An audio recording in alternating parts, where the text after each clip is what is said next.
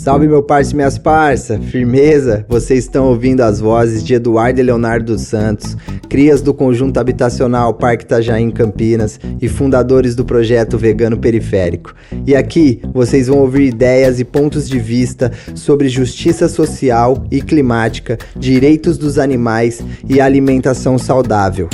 Ah, e não importa onde você mora, importa como você pensa. Então, bora pensar com a gente?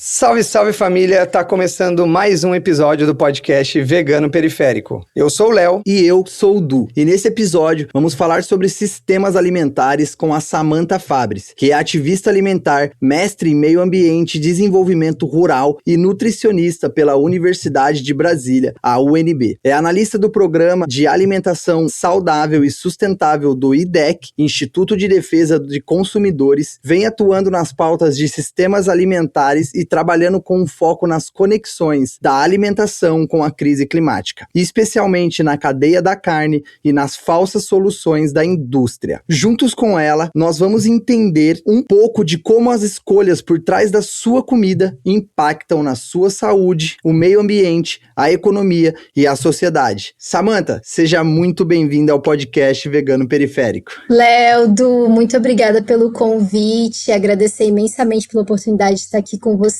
hoje. E vida longa ao Vegano Periférico, vamos nessa. Pô, muito bem-vinda, minha amada, muito bem-vinda mesmo. Pra gente começar esse papo, Samantha, a gente gosta sempre de conhecer um pouquinho quem é o convidado que tá aqui com a gente, por que virou vegana. Então conte aí, qual que é a caminhada de Samantha Fabris e por que você virou vegana? Gente, então, a minha trajetória começou mais por um ativismo alimentar ligado ao Cerrado, que é de onde eu sou. Eu falo aqui de Brasília, nasci aqui, fui criada aqui. E sempre tive essa conexão com o Cerrado e tive interesse de entender um pouco mais e aprender sobre as culturas alimentares, quais eram os alimentos regionais e tudo mais. E nisso eu comecei a buscar coletivos que falavam sobre isso. Foi quando eu encontrei o Slow Food, que foi o meu primeiro contato com alguma movimentação relacionada à alimentação, assim. Eu ainda era adolescente, né? Tinha 15 anos, 16 anos. E desde então fui engajando diversas atividades, diversas ações,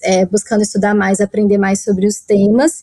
E aí eu acho que acaba que a gente vai conectando as coisas e percebendo que dentro do mundo da alimentação tem esse outro mundo todo, de pensar o ativismo animal também, entender o bem-estar animal, entender o que a gente está comendo. Então, nisso eu comecei a me questionar mesmo do porquê que eu comia algumas coisas, se fazia sentido, se não fazia. E teve um dia que eu decidi, assim, parar de comer carne. E o processo de parar de comer carne foi realmente bem fácil. Eu decidi num dia, no outro dia eu não comia mais, mas com lácteos e ovos eu achei bem mais desafiadora, assim, principalmente por fora de casa não ter muitas opções e tudo, mas o que me trouxe a esse lugar hoje foi realmente buscar uma melhor conexão com a minha alimentação e comigo mesma. Então essa minha caminhada vem daí e acabou que se tornou o meu trabalho, eu vivo isso, né?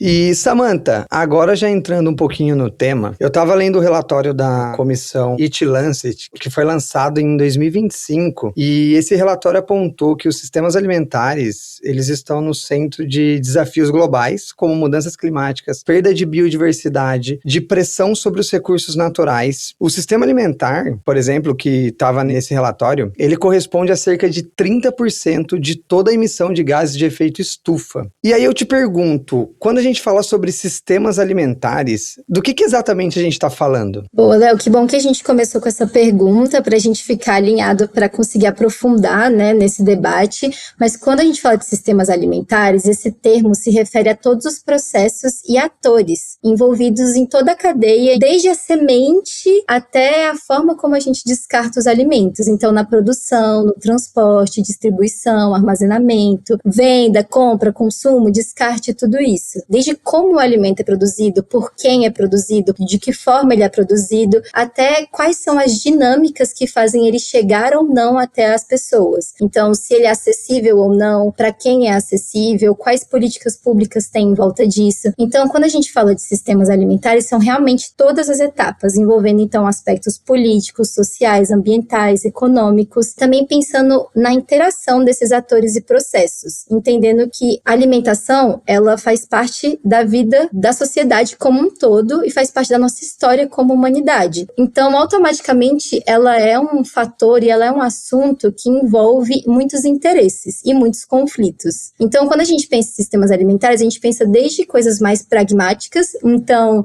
foi produzido em uma agrofloresta, ou foi produzido num quintal, ou foi produzido numa monocultura. Por quais interesses isso foi motivado? Quem ajudou isso? Quem influenciou nisso? Como que isso chega a cada pessoa? Então, é realmente um olhar mais macro e amplo de todo o trajeto que o alimento percorre. E aí, acho que vale ressaltar que essas interações, né, que eu comentei entre atores e processos, elas não são interações neutras. Então, é isso, a gente tem que sempre levar em consideração que existem interesses por trás dessas interações e conflitos. E, normalmente, o conflito que se coloca é interesse econômico versus bem-estar social. E aí, esse conflito ele fica muito colocado na alimentação por a comida ser algo essencial, um direito humano essencial à vida, à reprodução da vida. Então, ela é essencial para as pessoas, mas ela é também uma grande forma de lucro e de movimentação econômica. E aí, quando esses interesses batem de frente, é quando a gente enxerga alguns problemas. Samantha, na sua fala aqui, eu notei algumas coisas. Você fala que é ativista alimentar e também é nutricionista e fala de alimentação saudável. Eu queria entender como que isso se relaciona com o sistema alimentar.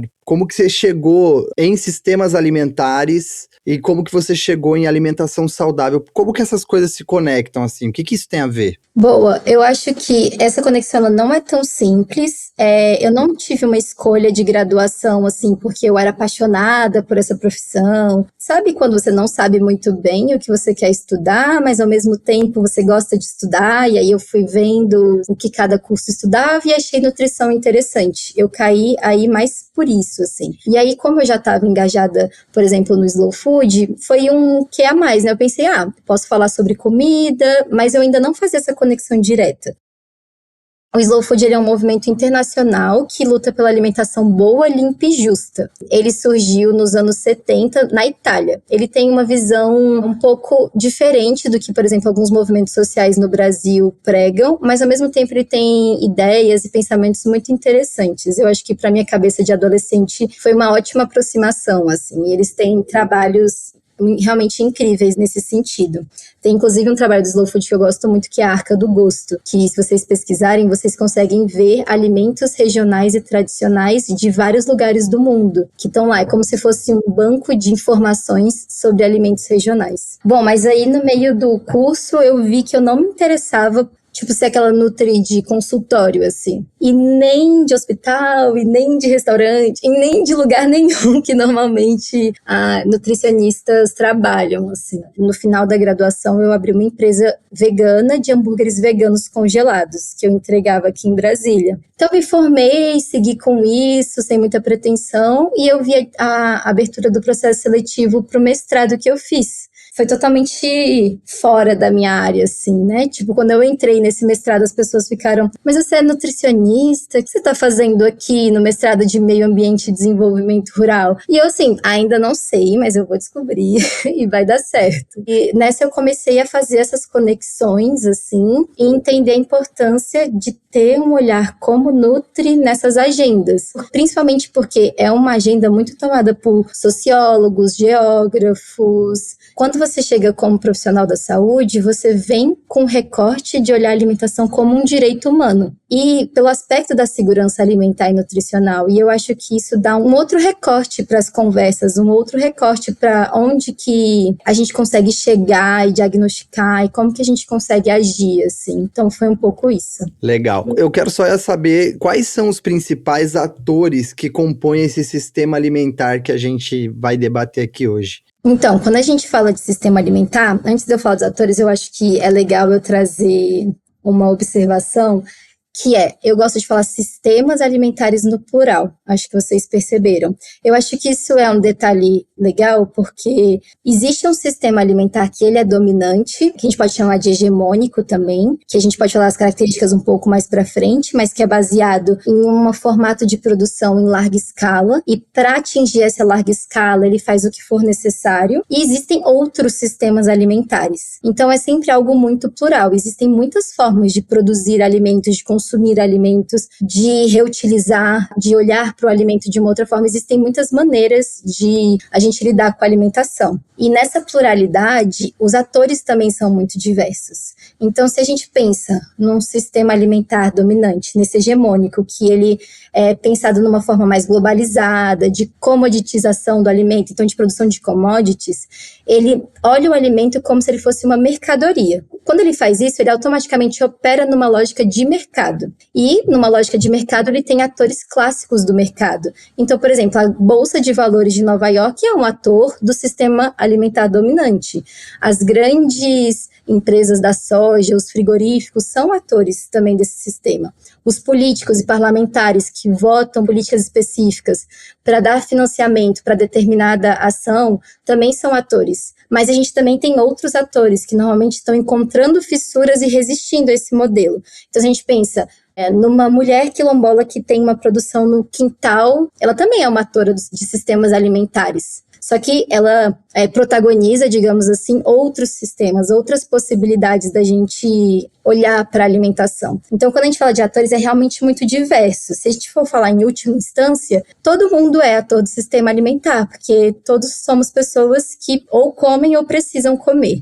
Então, realmente é algo que envolve muitos setores e muitas pessoas. A minha pergunta ela vai num sentido assim, quando a gente pensa em sistemas alimentares, como que esse sistema alimentar brasileiro está estruturado? Esses atores que você colocou, por exemplo, uma produtora quilombola, produtores indígenas, ribeirinhos, com essa conexão com o agro, como que está estruturado o sistema alimentar brasileiro? Léo, essa é tipo a pergunta de milhões, assim, né? Eu acho que se a gente conseguisse fazer um diagnóstico e colocar ele num documento perfeito e colocar ações para cada parte, seria incrível, mas é tão intenso e tão conflituoso e tão diverso que é isso, né? O Brasil é uma loucura. Ao mesmo tempo que a gente é um país de dimensão continental e que contempla uma biodiversidade gigantesca, uma cultura alimentar riquíssima, um arcabouço de tradições enorme, a gente tem uma estrutura social e econômica ancorada nesse modelo produtivo dominante, que é baseado em poucas culturas e na pecuária e voltado muitas vezes para exportação, ou que mantém esse estilo de alimentação mais padronizado, né? Então, acho que eu posso dividir essa resposta em duas etapas. Primeiro, sobre esse sistema alimentar hegemônico, né, esse modelo dominante, ele se consolidou assim depois da Revolução Verde. A Revolução Verde, ela foi um processo que aconteceu em meados do século XX, que ela queria solucionar o problema da fome. A ideia era esse, tipo, o mundo globalmente está passando por situações de fome, vamos buscar formas de resolver isso. E as propostas dadas foram exatamente através da modernização da agricultura, mecanização, adoção de semente, entre aspas, melhoradas, ou seja, transgênicas, uso de fertilizantes químicos, agrotóxicos e expansão dessa produção em larga escala. Só que com esse processo a gente conseguiu consolidar esse modelo agrícola que ele é baseado na concentração. Então é um modelo, igual a gente já falou, ele tem características específicas, mas isso acaba gerando concentração. Então concentração de terra, concentração de lucros, concentração de poder, além de gerar uma especialização produtiva, ou seja, a gente sabe muito sobre algumas espécies e quase nada sobre outras, seja sobre animais, seja sobre plantas.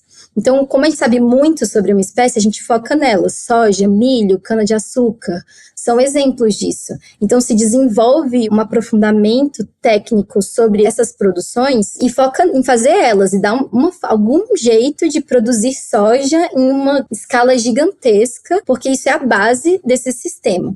Então, isso é uma parte da estrutura desse sistema, né? E ele é muito forte no Brasil.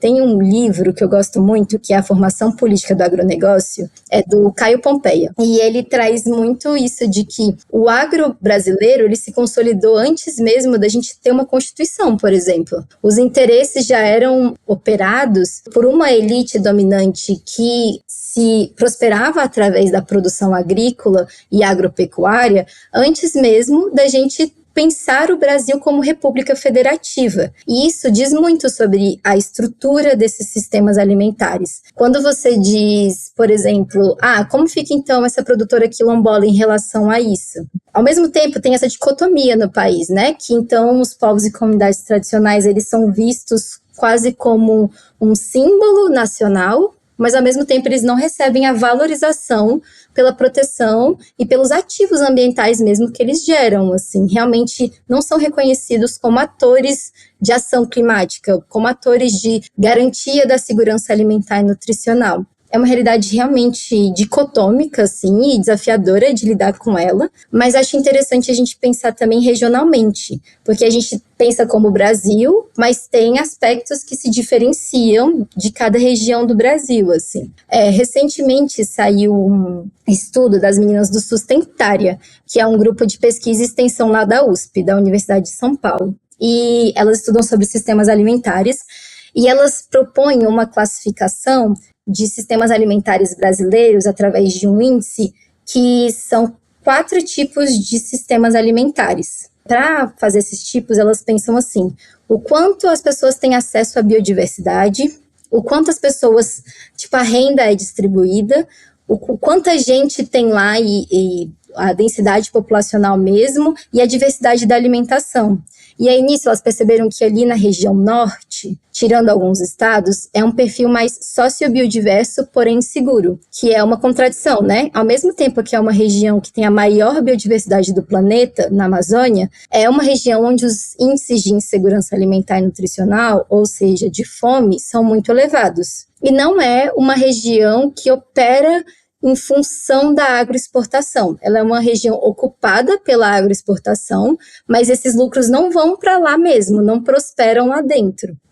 Também tem um sistema alimentar que é vulnerabilizado, seja devido às próprias características climáticas e terrestres mesmo daquele local. São sistemas que têm um pouco mais de dificuldade de produção, que exigem uma grande resiliência, uma grande ação popular e que são normalmente desconsiderados quando a gente pensa em grandes políticas públicas de alimentação e nutrição. Mais para o sul, a gente tem um sistema alimentar agroindustrial, então, que realmente tem esse potencial das indústrias alimentícias, da indústria de processamento, de fazer algo com o alimento, né? E ali centro-oeste, que é de onde eu venho, que é esse perfil agroexportador, que realmente desmata tudo e planta soja, que é o que a gente precisa, assim. Então, quando a gente pensa na estrutura do sistema alimentar brasileiro, é desafiador por isso, porque na Amazônia, por exemplo, o problema com a pecuária na Amazônia é gigantesco. Mais de 90% do desmatamento da Amazônia tem alguma relação com a pecuária. Isso, já por si só, já demonstra um problema extremo. Mas se a gente pensasse, por exemplo, mas desmatou, mas pelo menos está gerando renda. Não está. Mas desmatou, mas pelo menos está dando comida para as pessoas. Não está também. Então, são muitos desafios sobrepostos quando a gente pensa nessa estruturação. E falando em desafios, falando sobre sistemas, como você já colocou muito bem, que existem várias particularidades, existem vários tipos, tem uns que não são nem reconhecidos, como você mesmo comentou, né, que os indígenas, não só que eles não são reconhecidos, né, como protetores, como criadores, como mantedores, né, de uma ecodiversidade, mas estigmatizados em todos os aspectos da nossa sociedade, né? Vistos como atrasados, entre outras coisas. E, para além disso, a gente sabe que a monocultura, né, essa forma de produzir, ela atravessa essas regiões, ela impacta o meio ambiente, ela chega em comunidades indígenas, quilombola, etc. Mas eu sempre escutei falar sobre monocultura e eu sempre tive dúvida. O que é uma monocultura? O que significa essa palavra? Por que tanto se fala em monocultura de soja, monocultura de milho? É um problema a monocultura? Monocultura é uma invenção, já existia? O que é essa tal de monocultura, Samantha? Boa, Du. Eu acho que a palavra por si só, se a gente pega, né, a formação dessa palavra, tipo a cultura, nesse caso das produções agrícolas, seria o que a gente está produzindo. Então, a soja é uma cultura, o trigo é uma cultura, mas, por exemplo, a maçã é uma cultura também. Então, qualquer coisa que você vai produzir é uma cultura. Se você pensa em mono, é só uma. Então, a gente tem só uma cultura. Só que se você pega isso e joga para um olhar de uma natureza, qualquer pessoa que já visitou uma floresta, um parque nacional, qualquer coisa assim, você em nenhum momento vai ver só uma coisa. Você vai olhar ao seu redor e você vai ver várias coisas, várias árvores diferentes, vários tipos de flor, vários tipos de fruto. Não existe na natureza um momento que você olha e tem um descampado gigantesco só de uma cultura. E é daí que a gente começa a entender o porquê que elas podem ser problemáticas. É realmente antinatural querer ocupar milhões de hectares seguidos com uma cultura só. Não à toa, para a gente conseguir fazer isso, a gente precisa utilizar de insumos químicos. Por que a gente precisa usar agrotóxicos? Porque se a gente não usar, não vai dar certo. As pragas vão entrar, pragas assim, entre aspas, né, como são ditas dentro desse meio, assim. Outras espécies vão entrar, outros animais vão entrar, outras culturas vão entrar e vão acabar com aquilo. Se você plantar, sei lá, 100 mil hectares de soja seguidos sem usar nada, provavelmente isso não vai dar certo. Então, daí começa a vir o primeiro problema, né? Acho que o primeiro a gente falou indiretamente que seria o desmatamento. Então, para você conseguir fazer uma produção em monocultura, você precisa necessariamente tirar o que estava lá antes. Porque parece simples, mas a Terra, ela tem uma área terrestre limitada. Tem como a gente construir mais hectares de planeta Terra para além do que já existe. Quiser colocar uma cidade, você tem que tirar o que estava ali antes. Se você quiser colocar uma plantação de monocultura, você tem que tirar do que estava ali antes. Então, assim, a monocultura por si só, talvez ela não seja um problema. O problema é que a gente vive um sistema alimentar baseado em monoculturas. Então, não é como se elas fossem a exceção. São o que baseia o formato desse sistema dominante. E aí é realmente uma luta de racionalidades mesmo. Elas operam numa racionalidade da monotonia e que para transformar isso apenas pela racionalidade da diversidade, mas aí realmente a gente começar a pensar em mudanças disruptivas mesmo. Tem uma pensadora que eu amo, quem me conhece sabe que eu sempre cito, que é a Vandana Shiva. Ela é uma pesquisadora indiana maravilhosa, assim, e ela fala que a gente só existem monoculturas na Terra porque primeiro foi instaurada na gente uma monocultura da mente. Então, a forma como toda a sociedade e o sistema está colocado faz ser mais cômodo a gente pensar na monocultura, seja nas plantações, seja em outros aspectos, porque o oposto da monocultura é a diversidade. E a diversidade exige tempo, respeito, estudo, sabe? Inclusão, ela exige coisas que a produtividade não está pronta para acolher. Então, quando a gente tira o que estava aqui, a gente tira espécies nativas, sejam plantas nativas, animais que moravam lá. Então, a gente tem uma agressão mesmo direta à fauna e à flora local. Além disso, a gente vai expandindo o que a gente chama de fronteira agrícola. Então, temos uma terra limitada. Antes, essa terra toda era natureza. Tudo bem que com a gente, como humanos, vivendo nesse mundo, a gente não consegue manter tudo natureza. Mas, a partir dessa ideia de ampliar a produção, a gente precisa cada vez mais colocar uma cerca um pouquinho mais longe. Todo ano a gente precisa aumentar um pouco essa área de produção, dizem eles, as pessoas que comandam esse sistema dominante. Então, se a gente precisa fazer isso sempre, a gente vai aumentando essa fronteira, a gente vai expandindo a área ocupada por cidades, por monoculturas, e a gente vai apertando tudo que tinha lá antes. E aí, nisso, além da fauna e da flora, a gente também afeta povos e comunidades tradicionais. Uma grande falácia que veio da Revolução Verde, por exemplo, para o Cerrado, foi de que era um espaço vazio. Aqui não tem nada mesmo, então fica à vontade para explorar. Só que não é bem assim, entendeu? Existiam modos de vida que resistiam aqui. Então, uma vez que você quer ocupar um espaço com a monocultura, você acaba interferindo nesses modos de vida para além do impacto à natureza. E aí, uma vez que está instaurada, a gente precisa começar a utilizar insumos químicos e diversas coisas para que isso se propague. E aí os agrotóxicos hoje, né, são um grandíssimo problema real, assim, porque eles contaminam os solos, as águas, as pessoas que trabalham dentro desses monocultivos, eles ainda colocam em risco populações que estão cerca desse lugar, por exemplo, pulverização aérea. Então, são muitos problemas que vão se desencadeando disso ser a base produtiva do sistema alimentar hegemônico. Você trouxe todos esses impactos que a monocultura traz, que é a base da agricultura brasileira, e que isso é regra, né? Mas quando você vai ouvir o pessoal do agro falar, eles sempre falam, a gente gera impacto, a gente usa muito agrotóxico, a gente tem essas produções em larga escala, mas a gente alimenta o mundo. Isso é uma falácia ou faz sentido? É uma pergunta, como se diz, capciosa. Capciosa. Porque ela é desafiadora, porque eles não falam isso à toa. Eles têm uma narrativa já muito pronta e há muitos anos que é cada vez mais consolidada e reafirmada e aceita por eles mesmos e pela população, né? Mas, vamos lá, voltando naquela coisa da Revolução Verde, que foi aquele processo que a gente falou que aconteceu lá em meados do século XX. Quando isso aconteceu e o objetivo era acabar com a fome, eles não pensaram assim, acabar com a fome como? Isso não aconteceu, o objetivo era assim, fome é igual estar sem comida, ou seja, qualquer comida que eu levar, basta. Que é um pensamento colonialista que temos até hoje. Por exemplo, muitas pessoas acham que está tudo bem você oferecer alimentos ultraprocessados para pessoas em situação de vulnerabilidade. Já que ela está com fome, o que ela tiver para comer tá ótimo. Só que esse pensamento ele já remonta desde essa época. A gente não olha a alimentação como um direito. Então, a gente quer alimentar o mundo, mas então vamos pensar numa estratégia de como alimentar todo mundo com comida boa, saudável, sustentável, local. Isso não foi colocado em pauta na época. E aí isso reverbera questões até hoje. A forma como eles pensaram em alimentar o mundo vem baseado em tudo isso que a gente está falando aqui, né?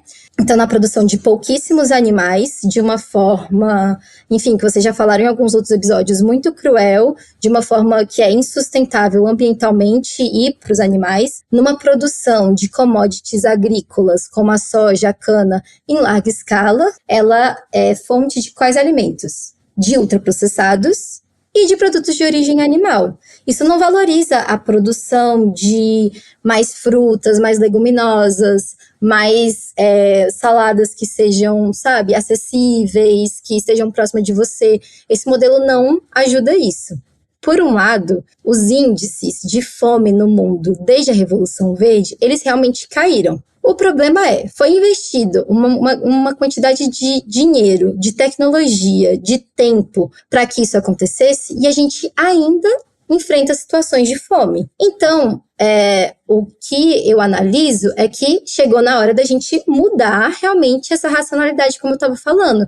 Não é mais suficiente. Naquela época, foi o que eles conseguiram pensar, foi o que fizeram, foi o que o norte global propôs para o mundo, e o mundo, sem muito o que fazer, acatou aquilo, foi uma coisa meio imposta. Mas agora, a gente precisa mudar isso, porque esse sistema, ele não está resolvendo os problemas atuais, os problemas da modernidade. Então, se ele resolveu o problema em algum nível, eu acho que isso aí vai ter gente concordando e discordando em vários lugares. Que ele não resolve mais os problemas que a gente tem hoje é um fato. Ele realmente já se tornou um sistema que ele é insustentável, seja ambientalmente, seja em aspectos econômicos. Então, eu acho que tem um dado interessante que cada vez mais o Brasil precisa usar mais agrotóxico para produzir a mesma quantidade de soja. Ou seja, para produzir uma saca de soja, antes você precisava de X litros de agrotóxico. Hoje em dia você precisa de 10X litros de agrotóxico. Ou seja, está ficando cada vez mais caro produzir a mesma quantidade. E além do mais, você precisa de mais terra, porque a terra não está aguentando.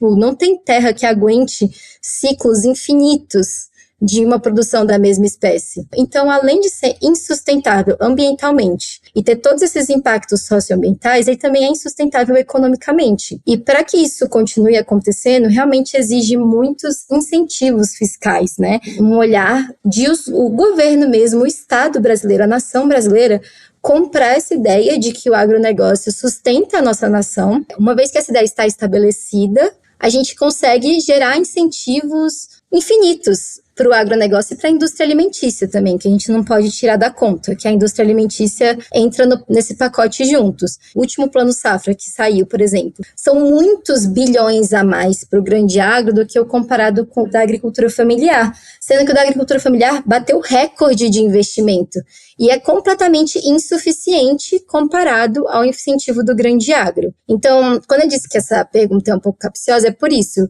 Eu realmente sinto que essa é uma pergunta que gera discussões, que muitas pessoas vão pensar por um lado, outras pessoas vão pensar por um outro. Acho que fica bom eu me ater a que esse modelo, ele não é o suficiente para resolver os nossos problemas atuais. Eu escuto você falando muito em soja, né? Soja daqui, soja dali. A gente debateu a monocultura da soja, ou seja, o nosso sistema alimentar está repleto de soja. Essa soja é para alimentar a população ou é para outro fim? Só um adendo, que eu fiz essa pergunta um pouco capciosa, né? E me parece, eu estava lendo no Joio e o Trigo, que o agronegócio, junto com a Embrapa, eles fizeram uma regrinha de 3 para chegar numa conta de que produção e distribuição faria com que fechasse a conta de que eles alimentam cerca de 1 bilhão de pessoas no mundo, né? Só que é muito frágil isso, e aí com a pergunta do Du, o Brasil, ele produz soja não para alimentar humanos, né? Boa, Du e Léo, exatamente, assim, essa pergunta é muito boa, porque a gente que come muita soja, né, a gente ouve essas perguntas, tipo, mas se você é contra tudo isso, monocultura, por que você tá comendo soja?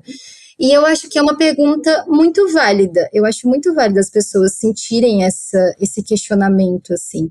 Mas hoje, no Brasil e no mundo, a maior mesmo parte da soja produzida, ela é destinada para a ração animal. E dessa soja produzida, a maior parte, ela também não fica no Brasil. Não é nem como se ela servisse para alimentar os animais brasileiros. Ela é exportada para a China e outros países também.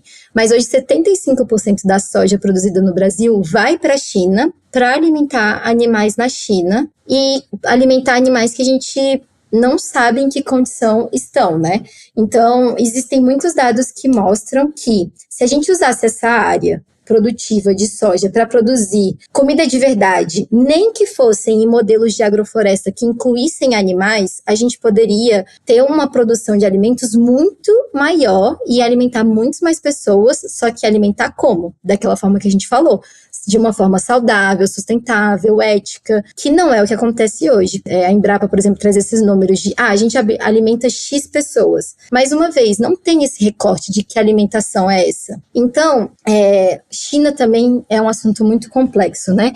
Mas esses países enormes, como China, Índia, Brasil, a gente tem essa dificuldade de ter que alimentar muita gente. E quando a gente tem que alimentar muita gente, os estados começam a pensar em estratégias para fazer isso acontecer, mas não levando em consideração muitos aspectos. E quando eles tentam fazer isso acontecer de qualquer forma, já existe como se fosse uma manivela que já está girando, e você pula nessa manivela e você só segue a onda. Então, por exemplo, a alimentação à base de animais vem disso também, né? De é uma manivela que já está girando. Então, ainda tem todo esse imaginário social, esse imaginário que foi construído de que se uma nação está conseguindo comer carne é porque ela está conseguindo prosperar. Aí já entra naquele outro aspecto, né? Que carne é essa? Que quantidade de carne absurda é essa? Porque no Brasil a gente só tem aumentado a quantidade de carne que a gente come e as pessoas não estão mais saudáveis.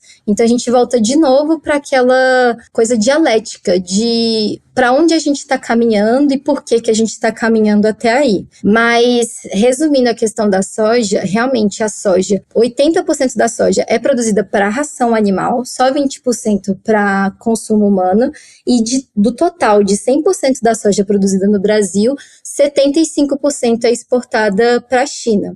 E o último paralelo, para a gente passar para a próxima, com carne é diferente, porque a gente tem essa noção de Brasil agroexportador, né? Mas no aspecto da carne, principalmente da carne vermelha, é o oposto. A gente realmente está desmatando os nossos biomas para os brasileiros comerem carne. Então, 75% da carne é de consumo interno, nacional. que a gente produz aqui.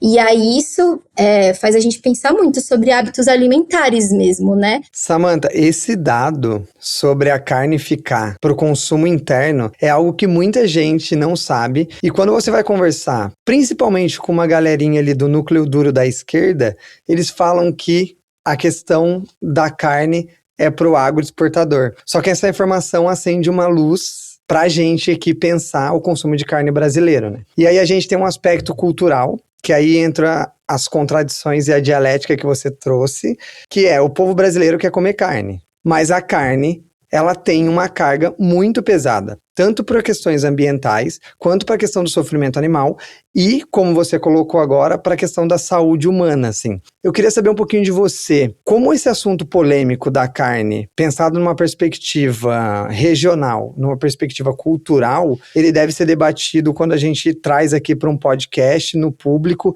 para conversar sobre isso, sem ser invasivo, sem ser desrespeitoso, mas considerando que é muito importante a gente questionar o consumo de carne no Brasil e toda a estrutura baseada na exploração, né, de bois, de animais, para essa produção, né? Léo, eu acho que é sempre bom a gente primeiro olhar com quem que a gente está falando. Eu acho que esse é um primeiro passo muito importante. Porque, às vezes, as pessoas, quando elas descobrem algumas coisas, elas colocam um véu da verdade e isso limita muito o diálogo mesmo. É isso, a carne, ela se tornou cultural no Brasil. Eu nem falo que ela foi tornada algo cultural. Porque cultural mesmo no Brasil era comer bode no Nordeste, peixe do rio na Amazônia. Não era todo mundo comer carne vermelha bovina, né? Então, essa questão da carne ser cultural, o churrasco ser cultural, ele se tornou, né? Ele foi tornado algo cultural. E como parte do processo de colonização, né? Porque esses animais não existiam em território brasileiro. Com certeza. Então, quando a gente pensa por esse aspecto, eu acho que primeiro olhar para isso, com quem que a gente está falando.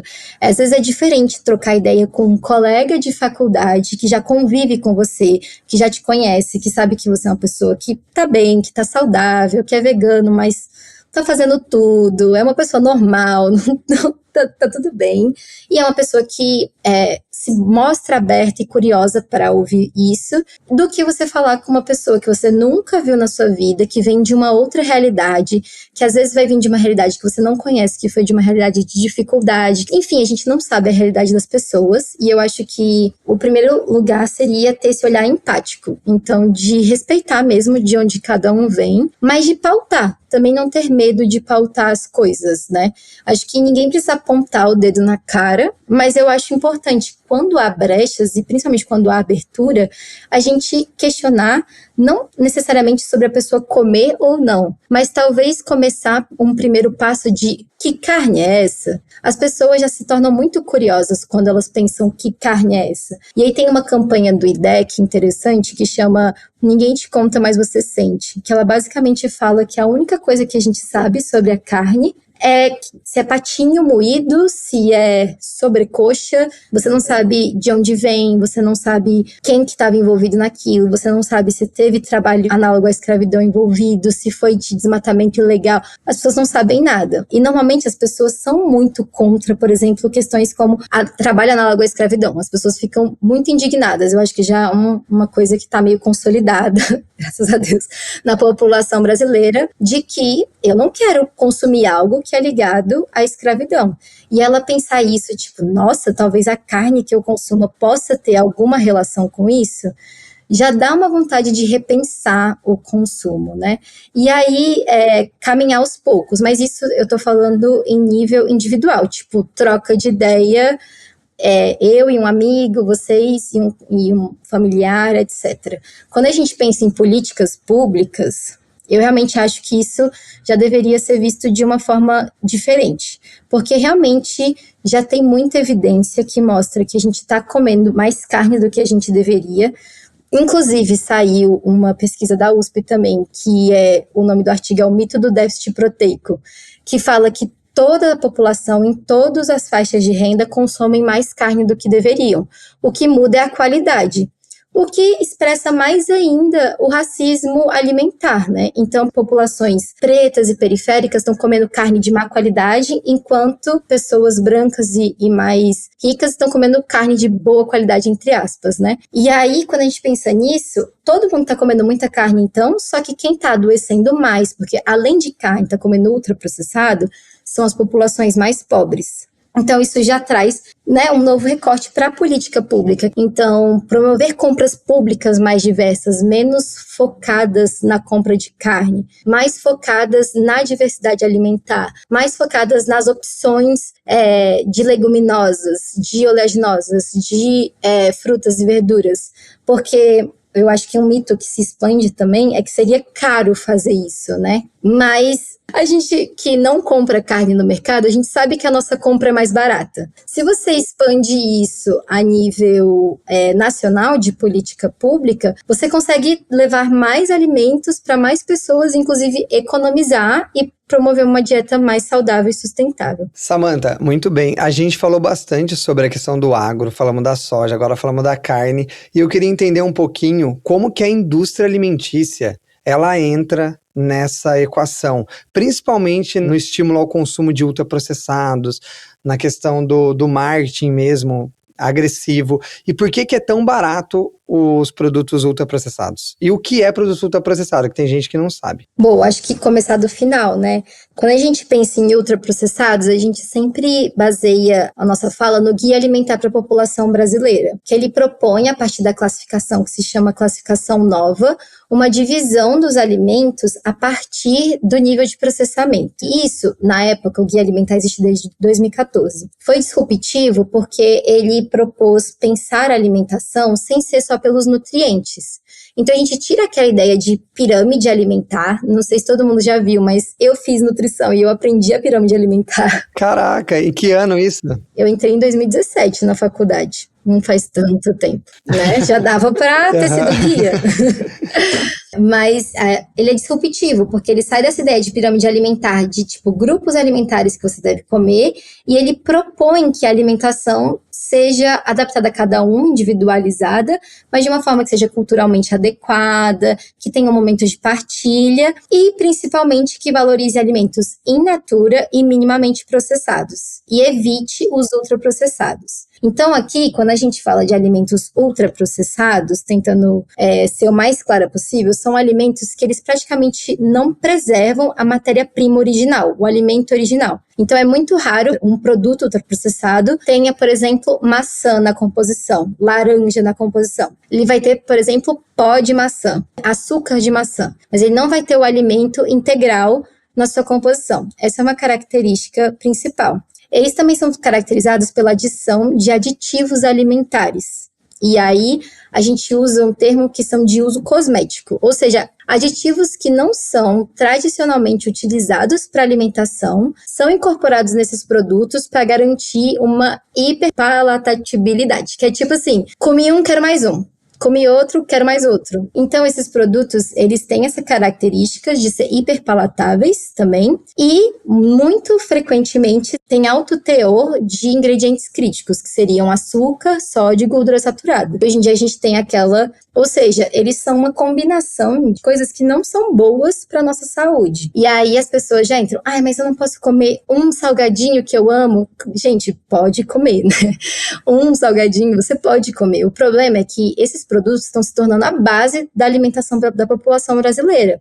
Porque as pessoas vivem numa rotina muito corrida. Então, quase ninguém tem tempo de cozinhar, de ir numa feira. Às vezes a feira é longe, que isso é um aspecto do sistema alimentar importante, né? Tipo, eu quero ser saudável, como eu recorro a isso? O ultraprocessado, não, ele é fácil. Onde quer que você mora, vai ter uma distribuidora de esquina que vai vender um salgadinho ultraprocessado. Então, eu acho que esse é um aspecto que estimula muito o consumo, né? Exatamente porque ele opera nessa lógica de durar muito tempo, ser de muito fácil transporte. Então, qualquer comerciante local, visto que eles não têm nenhum estímulo e nenhum apoio para venderem alimentos saudáveis, eles optam por vender ultraprocessado, porque é isso. E a publicidade que você falou, Léo, também é um aspecto muito importante, porque é como essa indústria se mantém. A publicidade é uma estratégia muito utilizada por todas as grandes indústrias. Não à toa agora a gente está vendo as bets crescerem infinitamente.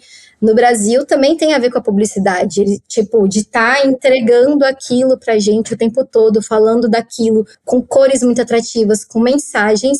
E o que eu acho mais, eu vou falar baixo, eu acho que a palavra é essa, o que eu acho mais baixo é inapropriado, é que eles apelam pro aspecto do coletivo.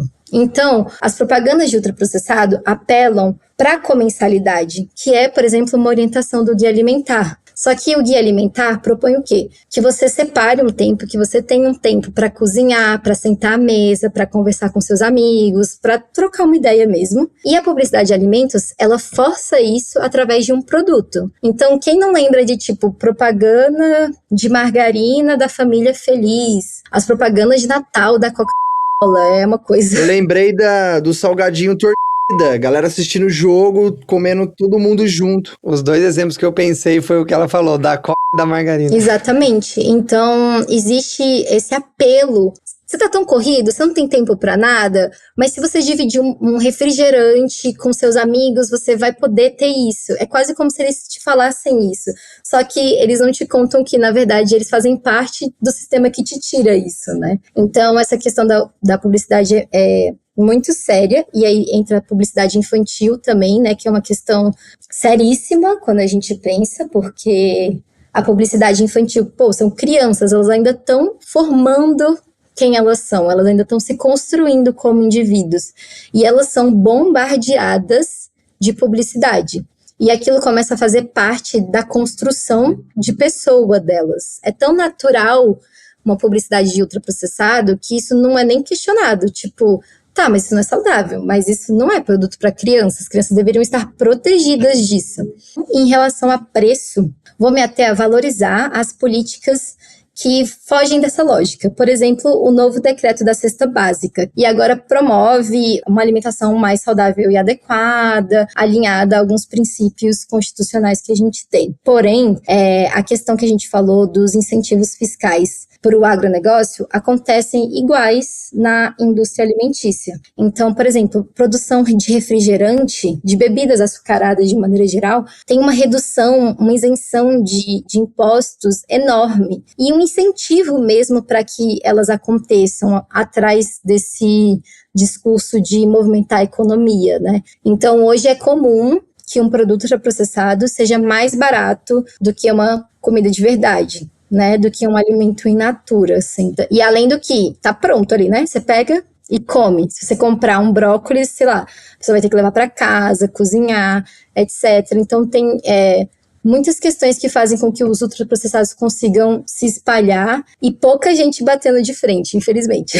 E eu vou fazer uma pergunta capciosa. Você acha que esses debates de desertos alimentares e pântanos alimentares, no contexto brasileiro, eles dão conta da nossa realidade multifacetada? E eu acho que explicar um pouco o que são desertos alimentares e pântanos alimentares para alguém que está escutando essa palavra pela primeira vez, né? Boa. Quando a gente fala de desertos e pântanos alimentares, a gente está pensando exatamente nesse acesso à alimentação.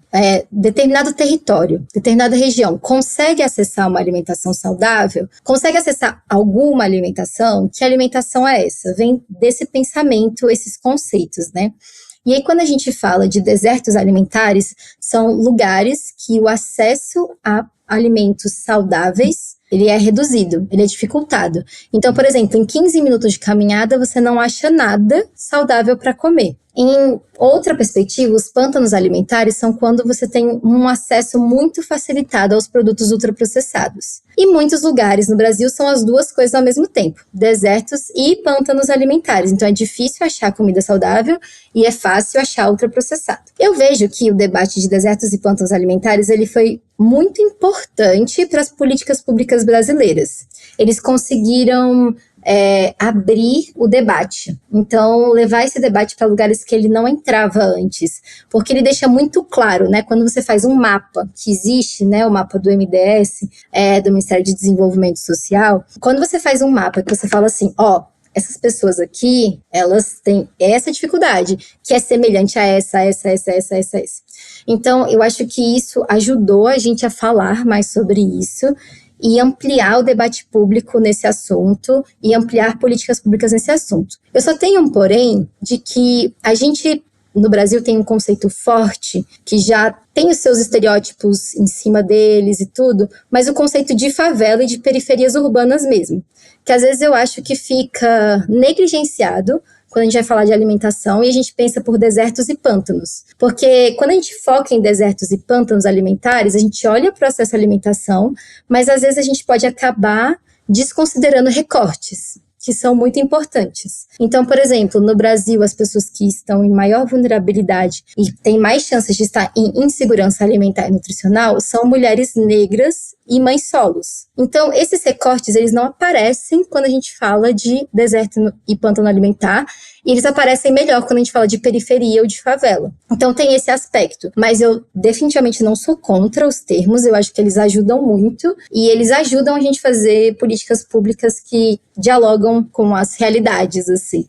e ajudam a gente a avançar. A minha área de estudo agora, né, que eu estou concluindo geografia, é sobre ambiente alimentar, que é uma parte do sistema alimentar. E a gente tem colocado um pouco em xeque esses conceitos, porque normalmente os estudos que eu acabei lendo, eles são um pouco limitados, eu sinto que eles são um pouco deterministas. Como você colocou essa questão do recorte, na maioria dos estudos que eu li sobre desertos e pântanos, fica sempre um fundo de tipo, eles mapearam uma região, chegaram numa conclusão meio matemática, assim, se aqui tem uma comunidade, a alimentação dessa população é tal, a ausência de estabelecimentos que ofereçam alimentação saudável é tal, e meio que uma conta um pouco determinista. E aí eu fui provocado no departamento no sentido assim, se existe uma comunidade muito rica, que a galera tem muito dinheiro, só que eles querem viver isolado, e eles moram em um determinado condomínio fechado que não tem acesso a mercados, não tem acesso a feiras.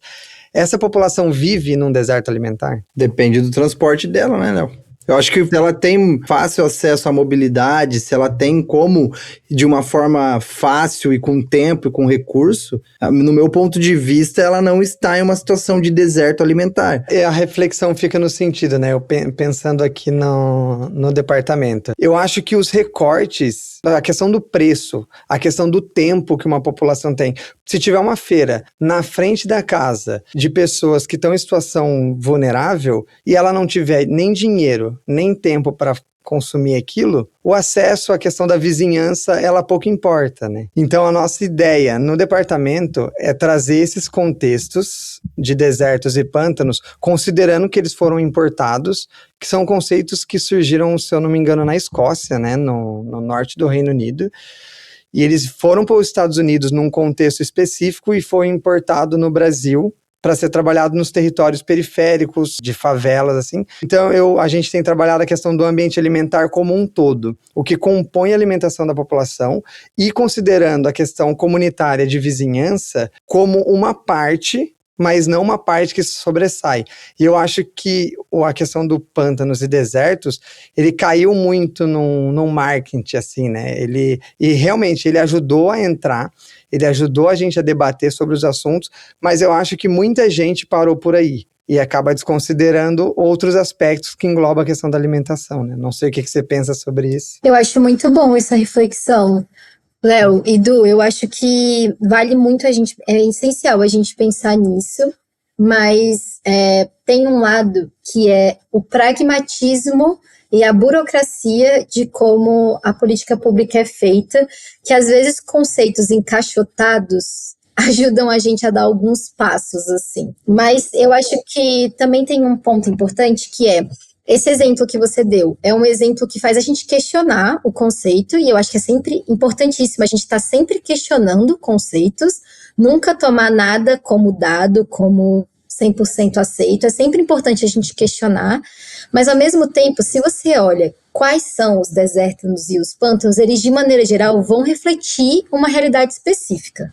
E essa realidade específica não vai ser das pessoas ricas no condomínio. Então, tem coisas que saem desses conceitos, mas acaba que eles ajudam a gente a fazer um mapeamento mesmo. Só que eu acho que o que você traz é essencial num ponto de não podemos parar por aí. importamos, vamos utilizar isso, está nos ajudando. Isso não é um problema. Tudo bem, se está nos ajudando, tá ótimo. Porém, a gente não pode parar por aí. E é como se, então agora que a gente falou de desertos e planos alimentares, estamos resolvidos. Agora a gente já sabe quem precisa, para onde ir, como fazer. Não é assim, porque existem muitas camadas. Então, por exemplo, um território que pode ser classificado como deserto e plano alimentar no topo norte do Brasil, vai ser muito diferente das características de um deserto e pantano alimentar, às vezes, do sul do Brasil. Então, existem muitas características, às vezes dentro de uma mesma cidade. Tem periferias, comunidades, que elas conseguem se organizar de uma maneira muito mais estratégica. Às vezes tem um líder comunitário que consegue engajar as pessoas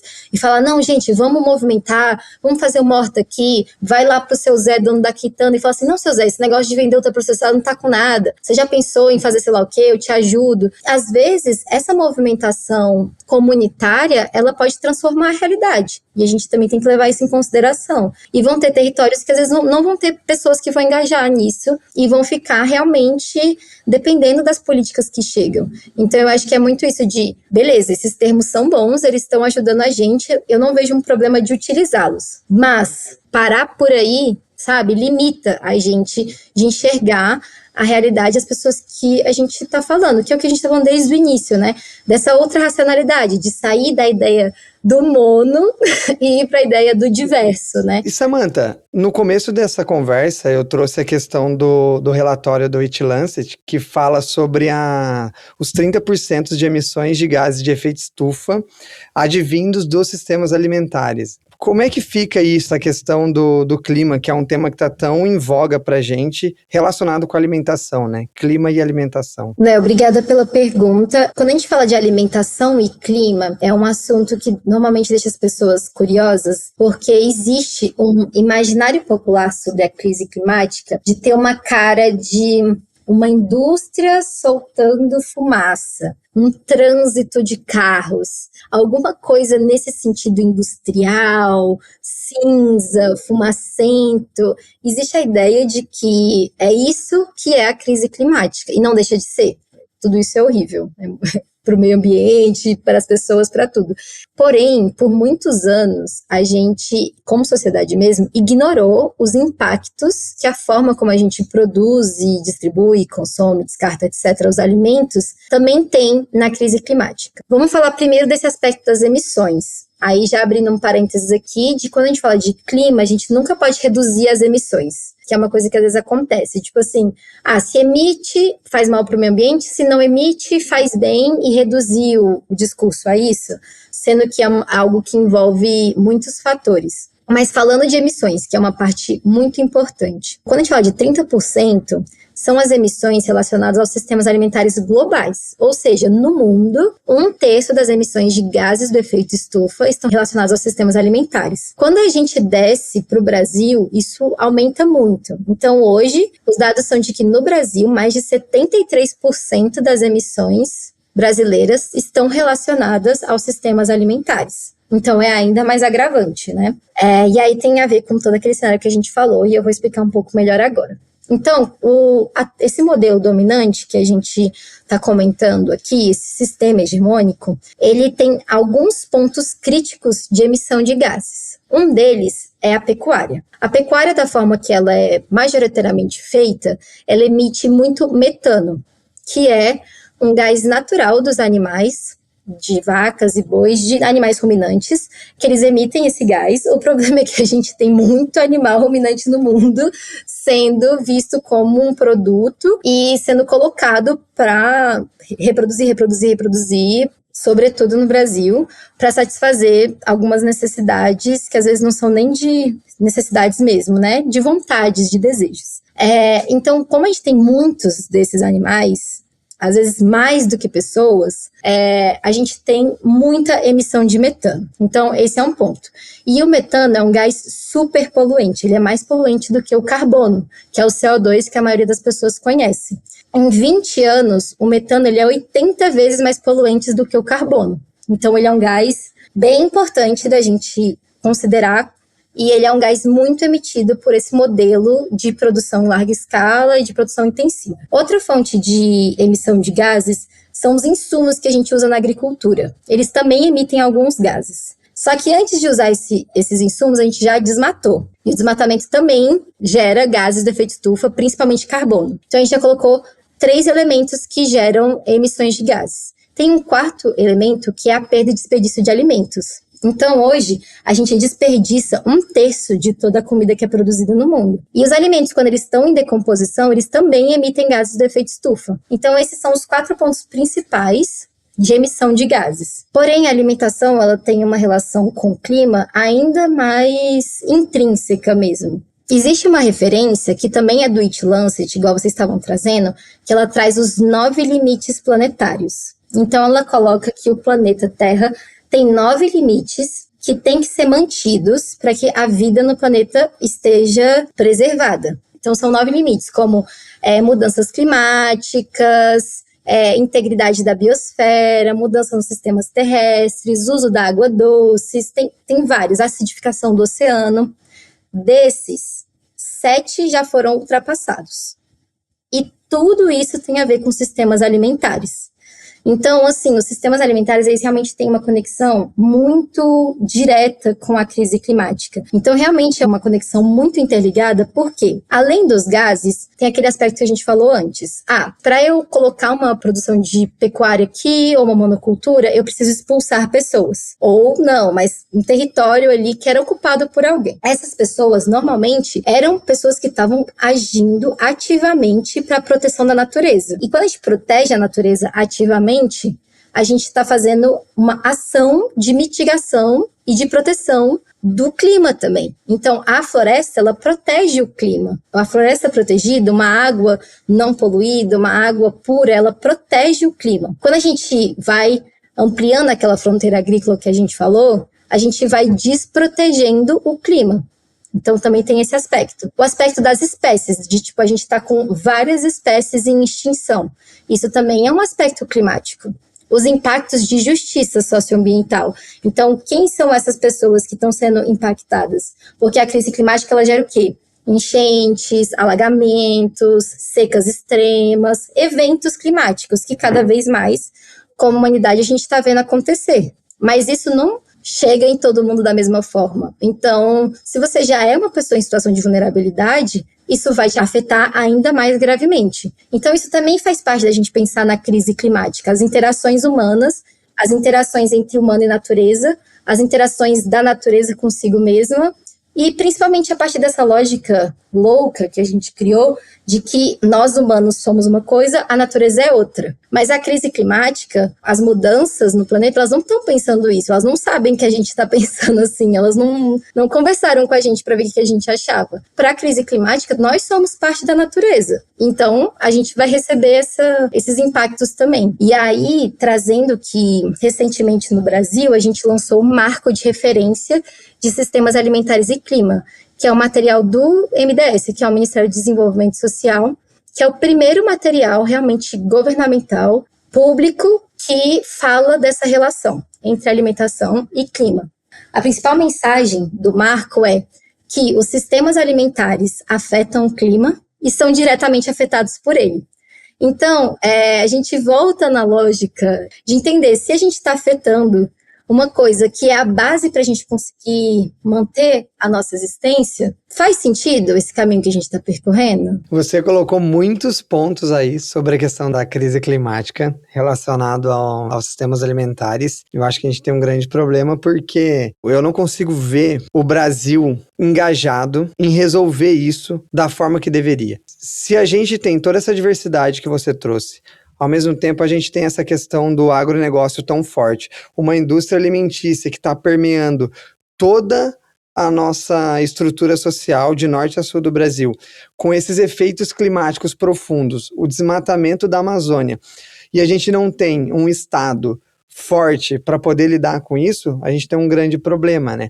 Você poderia falar um pouco sobre questões de políticas públicas, se esse governo atual, como a ministra do Meio Ambiente que a gente tem, está olhando para essas questões de alimentação e clima, de agricultura, tem algum dado sobre isso? Gente, eu acho que eu também, infelizmente, às vezes sinto essa desesperança, especialmente porque, para lidar com essas questões todas que a gente comentou hoje de uma forma efetiva, não adianta, por exemplo, um presidente abraçar, um ministro abraçar. A gente precisa realmente de um trabalho transversal, interdisciplinar, intersetorial, que envolva muitos espaços do governo e que envolva também essa mobilização pública. Porque hoje, por exemplo, se todo o governo estiver alinhado e eles propusessem realmente uma política disruptiva de redução dos incentivos ao agro, a própria população não ia ficar satisfeita. Porque a gente hoje tem uma população que ela acredita nisso e ela quer que esteja dessa forma. Então não é como se a gente vivesse num país onde as pessoas saibam que estão insatisfeitas com a forma como o sistema alimentar está.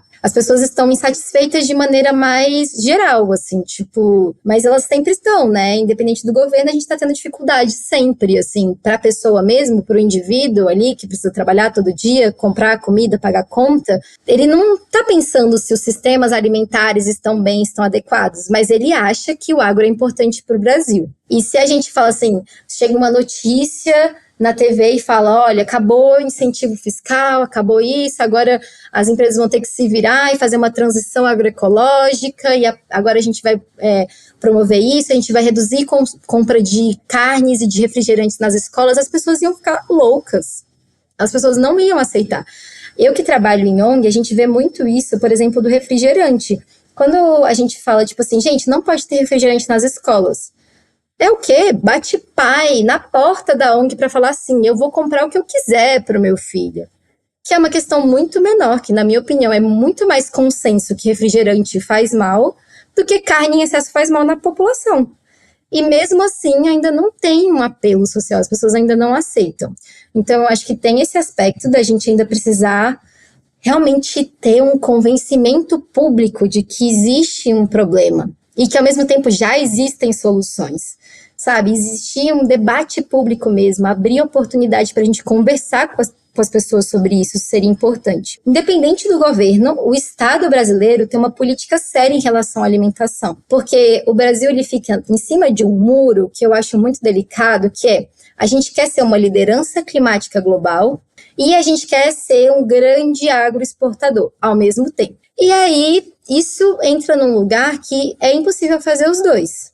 O problema não tem como conciliar. O problema para a primeira coisa, a gente fala muito e praticamente não tem política. Para a segunda coisa, a gente tem um monte de política para a gente continuar nesse modelo agroexportador. Eu sinto que hoje, na estrutura que a gente precisa conseguir comer pelas beiradas. Porque, igual você falou, eu tenho pouca esperança de que a gente consiga uma mudança assim, disruptiva mesmo, estrutural, da forma como esse sistema opera. Mas eu acredito muito nisso de comer pelas beiradas. Por exemplo, a gente já tem ministérios hoje que são mais engajados com a pauta.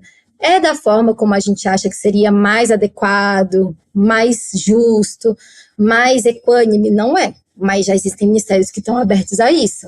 O MDA, o Ministério do Desenvolvimento Agrário, já é muito mais aberto às pautas da agricultura familiar, de uma transição agroecológica, realmente de promover um abastecimento alimentar que chegue nas pessoas com alimento saudável, do que era anos atrás. A gente tem o MDS, que é o Ministério do Desenvolvimento Social, que também está mais aberto. O Ministério do Meio Ambiente tem seus problemas, mas também está mais aberto. Mas a gente entra num lugar que os ministérios têm verbas e influências muito específicas. Então, o MAPA, que é o Ministério da Agricultura e Pecuária, ele tem uma grana e uma representação política, uma força política muito maior do que, às vezes, 5 ministérios juntos. Então, ainda tem esse desbalanço de poder mesmo, assim, né? Esse desequilíbrio. É um desbalanço estrutural. E além dessa questão política que a gente trouxe aqui, né, tem a questão de que a gente está num sistema que achei curioso dessa palavra não surgir, que é o sistema capitalista, né?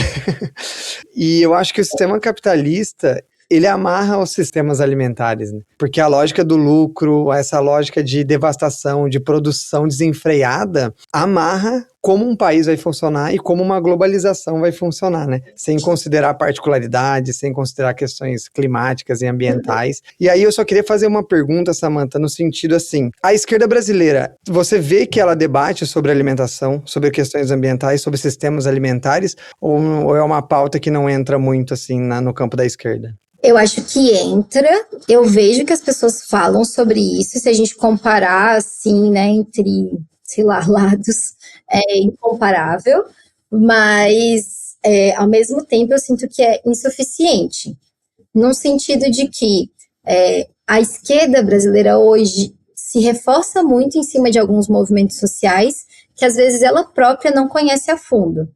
O MST é um exemplo disso, que é um movimento social importantíssimo do nosso país, que muitas pessoas usam, sei lá, um boné do MST, uma camiseta do MST, e às vezes não percebem que o que ela está usando, na verdade, é uma proposta de reforma popular agrária, é uma proposta de olhar para a terra, olhar para o alimento de uma outra forma. Então, às vezes, é porque eu detesto ir para a culpa individual, né?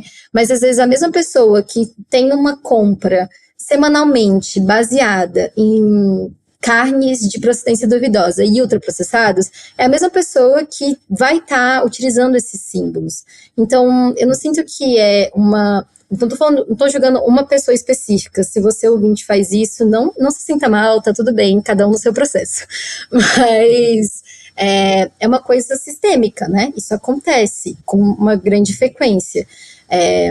E esse debate da coerência, ele é difícil, né? Porque, igual você falou, a gente vive nesse sistema capitalista e eu acho que a gente não chegou nessa coisa do capital, porque quando a gente fala do sistema alimentar hegemônico, ele é uma materialização do capitalismo quando a gente fala dos processos da alimentação. Então, acaba que uma coisa meio junta com a outra. Mas quando a gente fala de coerência, é muito desafiador, né? Porque nesse sistema capitalista é muito difícil ser coerente, né? Muito desafiador. Porque você está sendo o tempo todo exposto e incentivado, às vezes, a coisas que não estão de acordo com coisas que você acredita. Mas, ao mesmo tempo, eu acho que ter uma ação individual, ela é potente e ela mobiliza coletivos. Então, é uma pergunta sensível, porque esse lugar de a gente fala, a gente não fala, eu acho que várias pessoas de uma extrema esquerda, elas falariam tipo assim, não, isso a gente resolve depois. Esse problema não é para agora. Primeiro vamos focar em outros problemas. Mas eu não tenho essa percepção. Eu acho que a alimentação ela é uma questão urgente, porque, primeiro, eu não acho que adoecidos a gente vai conseguir chegar muito longe, que é o que está acontecendo. Estamos adoecendo. E as pessoas realmente estão adoecidas. Eu acho que também tem outro ponto importante que é, o que a gente come é político, e às vezes a esquerda pode perder um pouco esse lado e esquecer disso. E achar que depois que a gente resolver os outros problemas, os outros recortes, a gente olha para a alimentação. Sendo que a alimentação, ela, tipo, escancara esses outros recortes, sabe? E que acho que a gente poderia olhar para isso com mais carinho, mas definitivamente é complexo. Muito bom. Samantha, a gente chega no final desse episódio e a gente tem um quadro no programa que chama Isso é Coisa de Boy? E a gente quer te perguntar, Samantha, ter conhecimento sobre os sistemas alimentares é coisa de boy? Ai, eu amo esse quadro. Não é coisa de boy. Primeiro, eu acho que o mais importante a gente colocou muitos problemas, né? As soluções para isso, muitas vezes elas já existem. Elas já estão presentes no território. Então, já existem muitas pessoas e muitos coletivos e muita gente que está agindo e realmente está transformando os sistemas alimentares, está propondo ideias revolucionárias para a gente transformar isso. Tem bancos de semente, tem cozinhas comunitárias, tem coletivos de mulheres produtoras, tem hortas comunitárias, tem tanta coisa rica e poderosa no Brasil que já está transformando isso. E adivinha, não são os boys que estão fazendo isso. Então, o primeiro passo é esse, né? Tipo, quem está propondo soluções são as pessoas normais, digamos assim, né? Tipo, é todo mundo, é o coletivo, é as pessoas que estão, cada uma no seu território, na sua realidade, enxergando aquilo e pensando como mudar, e como que a gente pode mudar juntos, e o que faz sentido pra gente. E um segundo ponto, que nenhum conhecimento deveria ter barreiras socioeconômicas, né? O conhecimento é para todo mundo. Inclusive, aproveitar aqui para agradecer esse podcast que as pessoas podem escutar em plataformas gratuitas, não precisa de muita coisa, com um tempo disponível no ônibus, fazendo alguma coisa do seu dia, você pode ouvir. E se você não conhecia o termo sistemas alimentares, dá um Google que tem muito material, tem muita coisa, e isso pode ajudar a gente a se empoderar, porque uma outra realidade, uma outra racionalidade mais diversa, ela também é uma racionalidade onde a gente é autônomo com as nossas escolhas, autônomo com as nossas decisões, e soberano como povo mesmo, né? Então, não. Conhecimento sobre sistemas alimentares não é coisa de...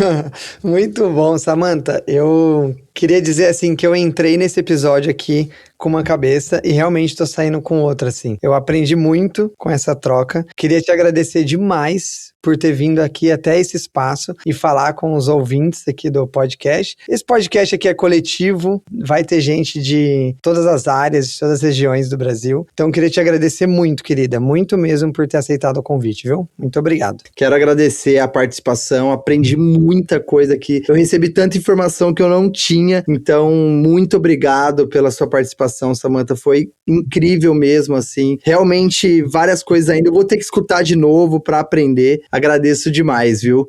Eu que agradeço, gente. Sigo à disposição. E caso alguém queira entrar em contato, pode me mandar um e-mail, é samanthafabris, igual meu nome, @gmail.com. Eu mando referência, tiro dúvida, o que vocês precisarem. E qual que é o seu arroba? Fala aí seu Instagram, pessoal, quem quiser te seguir, ver o que você posta lá. Gente, meu Instagram é pessoal, tá? Eu não posto sobre sistemas alimentares. Mas pode seguir se quiser, que é meu nome também, Samantha Fabris.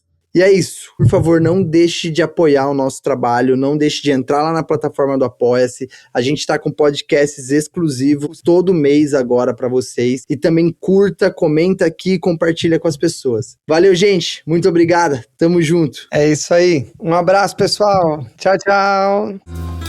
Esse podcast só foi possível graças ao apoio da The Pollination Project. Com esse suporte a gente conseguiu comprar todos os equipamentos e colocar o projeto de pé. Mas, para a gente continuar no ar e produzindo ao longo do tempo, o apoio coletivo é fundamental. Então considere nos apoiar através do Apoia-se. Escreve em um navegador, Apoia-se Vegano Periférico e nos apoie. Ou pelo Pix, veganoperiférico@gmail.com. Esse podcast é gravado e produzido por Eduardo e Leonardo dos Santos. A edição fica na responsa de Adriano Alcântara. E na arte, Pedro Henrique Jacob. E você, que é o principal responsável por esse programa existir. Um forte e leal abraço. E até o próximo episódio. Tamo junto.